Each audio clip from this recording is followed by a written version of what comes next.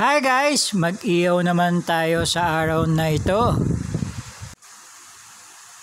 Siguradong masarap at masustansya ang mga pagkaing inihaw.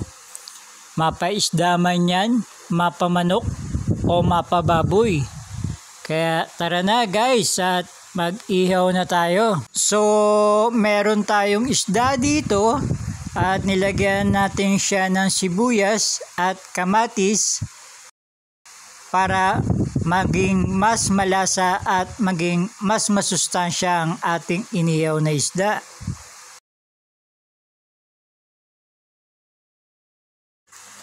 Ready na ang ating ihawan.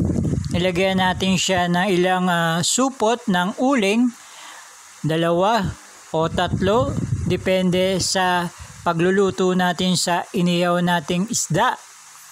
At ayan, inumpisa na natin siyang ihawin. Una, ang kabilang side at pagkatapos ng mga ilang minuto, ang kabilang side naman. Para pantay ang ating inihaw na isda sa kanyang pagkakaihaw o pagkaluto sa uling. Habang nag-iihaw tayo ng ating mga isda, gumawa na rin ako ng lettuce at pineapple chunks na para sa kanyang side dish dito sa ating inihaw na isda.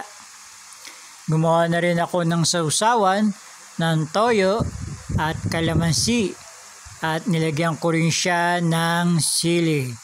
Pampagana lalo sa ating pagkain. Kaya extra rice na naman guys. Sa ganitong putahe ng ulam guys, sigurado na mapaparami ang ating makakain.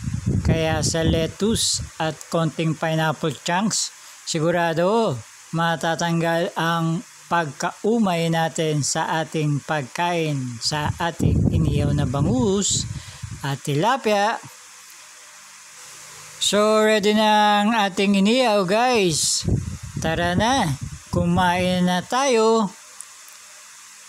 Stay healthy, be healthy, at God bless po sa lahat. Kain na po. Yum! Yum!